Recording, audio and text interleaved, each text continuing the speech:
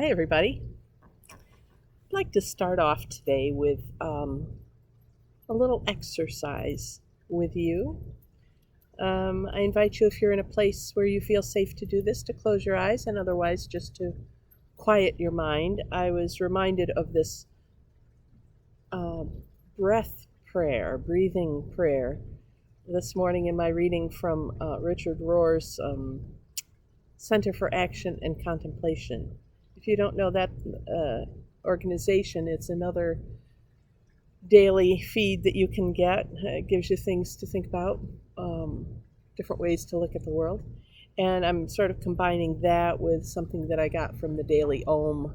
They synchronistically came into my mind and heart around the same time.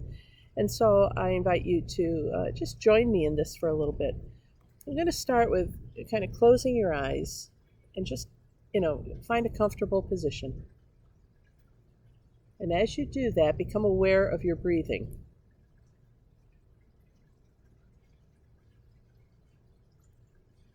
Now, every time that you inhale, I want you to hear God saying to you, or Jesus or Spirit, or whatever the image is that works for you.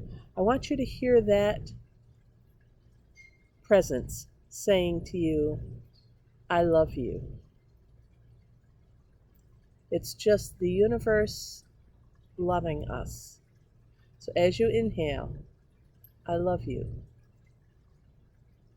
I love you. And as you exhale, saying, I love you to the world, or I love you back to God. You could say to yourself, and I love you too. But it's love coming in from God. I love you.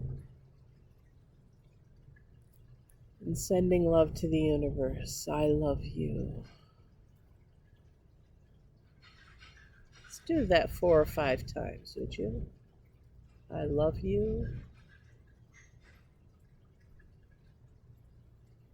I love you.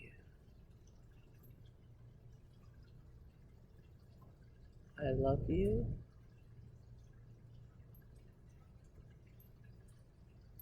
I love you.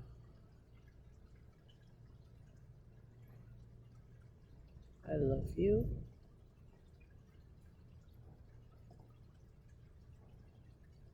I love you.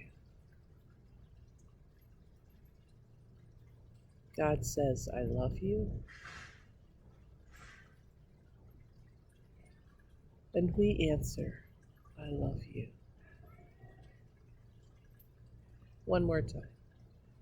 Breathing in love.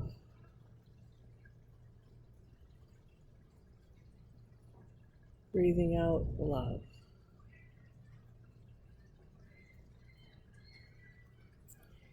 See, a lot of us, many of us, grew up with the idea of deep breathing as part of meditation. And somewhere along the line, I remember some teacher who had a lot of publicity saying, breathe in love, breathe out hate.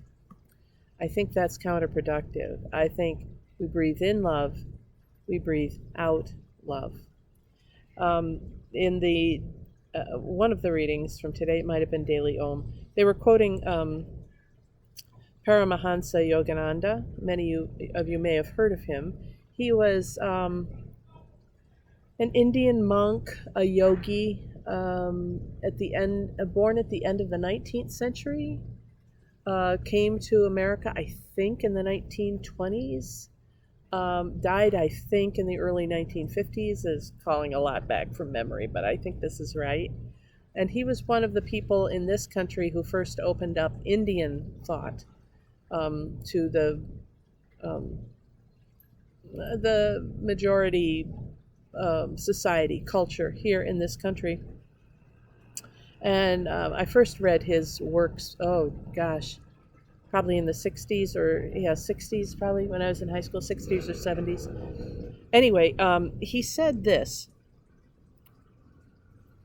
hatred travels through the ether.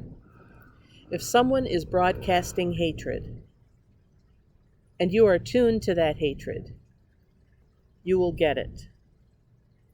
But if you are tuned to love, no matter how many hateful vibrations are sent, you will not get them. You must cultivate love in your heart. For love is the magnet that draws souls to you, and it is the dagger that destroys hatred. I love that. That love is the dagger that destroys hatred. So, for us to breathe in love and breathe out hate, that's just sending hate out into the universe. I think that if we breathe in love and we breathe out love, then we can, as it says, be the dagger that destroys hatred. We're getting a lot of mixed messages in politics these days. We're getting the messages of hate, of exclusivity, of fear, and we're getting messages of inclusivity, possibility. I would say love. The question for me right now is, what kind of world do I want to create? Not only for my children or for the people around me, but within myself. And do I want to create or further enhance the messages that I'm getting of hatred and division? Or do I want to be able to cut through those with messages and assurances of love? Because we know that God loves us, and we know that God is love, as Jesus teaches. So if I am meditating, doing that breathing prayer, and I'm hearing God or the universe or Jesus or Spirit say to me, I love you, Deb. I know that that love includes my anxiety, it includes my fears, it includes any upsets that I'm going through. I was blessed to have parents who modeled that for me. You may not have been. You may have had to create that image for yourself, but maybe you've experienced it with someone else, with a spouse, a partner, with a child, with a best friend, with someone who loves you no matter what. It's that unconditional love. If we can take that in, I love you, and sort of it dissipates the anxiety and fear and sense of division and hopelessness. If we can take that in and then breathe out that love into the world, more people can catch the love than the hate. At least that's how I'm feeling as we start this new week. Gives us something to think about today and something to practice. I'm Pastor Deb Swift. Thank you for joining me for this prayerful pause with the pastor, a time to think about something greater than ourselves. Keep breathing. Keep breathing in love and breathing out love into the rest of the world. And just see if, it's not going to happen overnight, kids, right? It's going to take a long time. But if we can start it with ourselves, it's like the pebble going into the lake and the ripples starting out. I really believe that within a day or two, we will start to see things change around us individually and within ourselves. And that from there, it can expand into the rest of the world. And love is a good thing right now. Well, it's a good thing all the time, but I think it's especially needed right now. Anyway. If you'd like to hear more meditations or worship services, please visit our YouTube channel, which is South Church, Rochester. If you'd like to get in touch with me personally, you can do so through our website, which is on the end cap of this. All right? I'll see you the next time around. I hope that you'll come back and join us again. And for right now, God bless. Stay safe. Be well. Bye for now. See you next time.